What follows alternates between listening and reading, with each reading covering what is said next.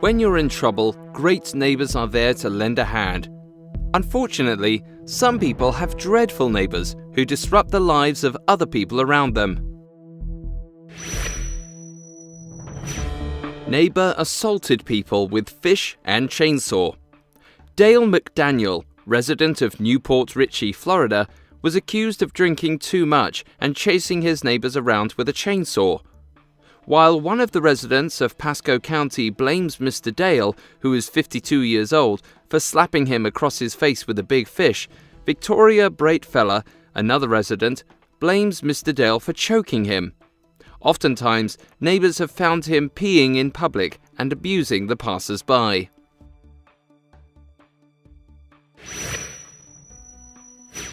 Neighbor hires a hitman. In Oregon, Jeffrey Leonard was shut down by police after Jeffrey hired a hitman to kill one of his neighbors. 57-year-old Jeffrey contracted a hitman whom he knew from his days in prison to crash the neighbor's pickup vehicle off the highway into a telephone booth.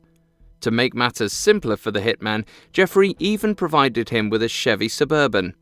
But Jeffrey's plans went out with a fizzle after the hitman, instead of using the Chevy, chose to contact the police.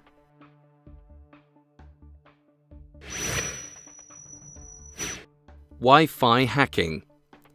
Barry Ardolph, a 46-year-old man from Minnesota, came up with a horrible plan when his neighbors filed a complaint against him for kissing their 4-year-old child on the lips. Bent on revenge, Barry hacked his neighbor's Wi-Fi and used the same computer for sexual harassment, illegal wrongdoings, and to send threatening emails to politicians. According to the police who later apprehended him, Barry wanted to frame his neighbors for crimes related to the acts he committed.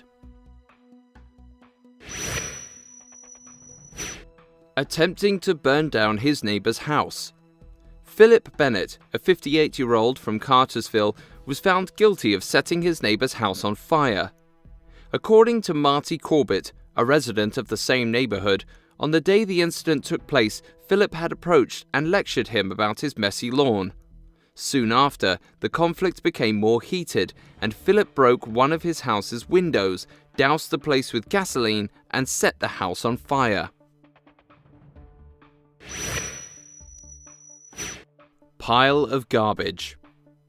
Andover resident Ted Tetchart accused his neighbor across the road of being a compulsive hoarder. According to Tetchart, his neighbor had been keeping waste in big plastic bags outside their house and was refusing to do away with them. The people of the neighborhood are highly apprehensive about the situation, as hoarding plastic waste bags can cause serious health issues.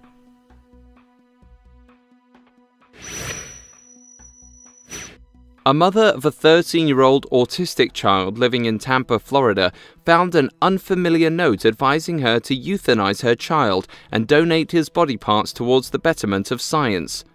The writer is believed to be one of the neighbors, as they had added in the note that the screams of the child while he played outside made the person sick.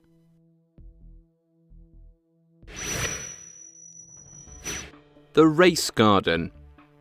Michael Carroll, a 20-year-old boy from Norfolk who had the fortune of winning a whopping lottery of £10 million, has made the lives of his neighbors a living hell. According to one of the neighbors, the boy has transformed his garden into a 24-hour racetrack, thereby forcing the people of the surrounding houses to live amidst the never-ending sounds of screeching wheels. The residents of Norfolk have complained more than 11 times regarding the noise, but nothing seems to stop Michael, who has been charged with other various criminal acts.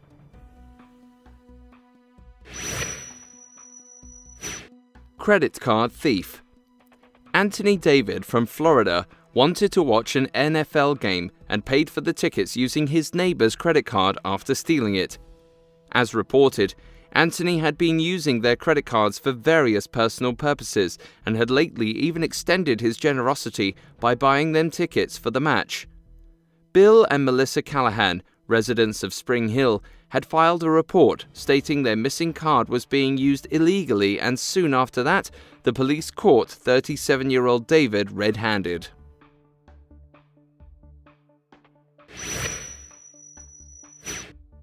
In a legal case, David Constantine, who had been continuously troubling his neighbors, was banned from coming back to the neighborhood. Later on, he was allowed to occupy his old house once again, and David's neighbors Stefan and his wife Lucy are now living in horror. David had been continuously reported for barging into his neighbor's place and scaring the couple with his degenerate activities. David has allegedly made threatening calls to the couple and fired an air gun in their presence.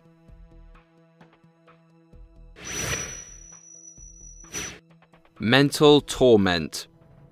Bottomley, Yorkshire Pennines, is a place known for its peace and warmth, but in recent days, it has transformed into a battleground between a 57-year-old retired businesswoman and the people from her neighborhood. Mrs. Wilding, the lady responsible for troubling her neighbors, had earlier accused the people from her neighboring streets of conspiring. She told the judges that the neighbors had boundary issues even before she had come to the place and that they had simply made a scapegoat out of her. However, the court, after years of dealing with the case, eventually decided she was merely a dramatist.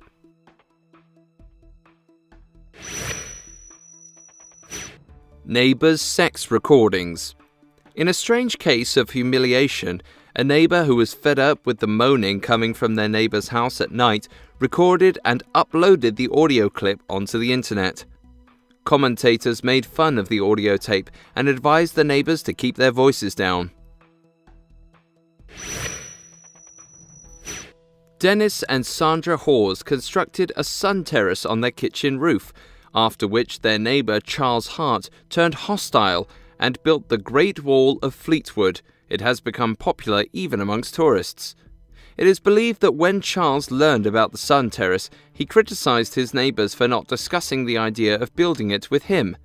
And since Mr. and Mrs. Hawes would be able to easily look into Charles's garden from the terrace, he decided to build this 16-foot concrete blockade.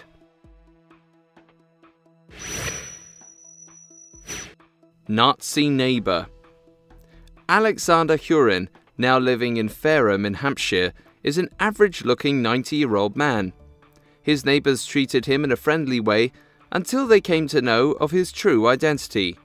The 90-year-old man was once a Nazi who used to work at the concentration camps established to kill Jews in Germany.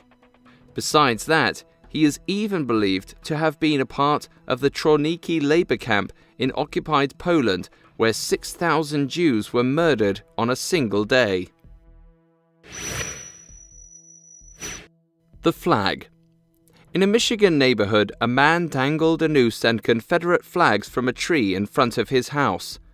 Robert Tomanovich, the man behind the idea, hung one more noose when somebody from the neighborhood reported his activities. The neighbors are also concerned about little children who could hang themselves from the tree by accident if they tried playing with the ropes. One of Robert's colleagues from his office stated that they welcomed the idea very much and had no issues with it. Poop everywhere. At a Richmond landmark, a couple, Gus and Lucille Medura, are locked inside their homes because of the unnerving stench that comes from the house next door. They can't even step into their garden. On a Thursday, a truck with a 30 cubic yard container came to Paula Bolly's place and dumped a huge amount of fresh fertilizer in their front yard. Since then, the place has smelled so bad that no one from the neighborhood is able to come out of their houses or invite anyone inside.